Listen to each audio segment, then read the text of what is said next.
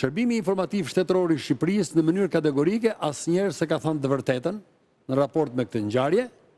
Në raport me këtë ngjarje edhe organet e drejtësisë nuk e kanë dhënë, por ajo çka më shqetëson mua sot, që unë një ndër oficerët që sa herë i jepi lajmi se Fredi Beleri është futur në Shqipëri dhe këto informacione birishin shërbimet sekrete ose shërbimet e policisë vendore, ne kemi thyer turinjt, kamët, duart, duke shkuar e duke netur në kërkim të Fredi Belerit, ndërkohë që sot... Ishte në kërkim Beleri atë?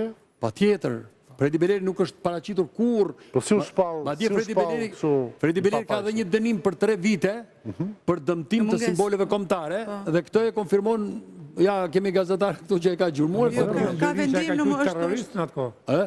Berisha ka qujtë terrorist. Po, pikërisht, këtu do të dalë tani.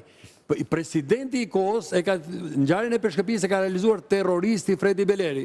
Sot, Fredi Beleri është në prerin e ish presidentit të Republikës, politikisht. Por problemi, shqiptarët nuk kërkojnë përgjigje politike, kërkojnë përgjigje juridike, kërkojnë përgjigje shtetërore.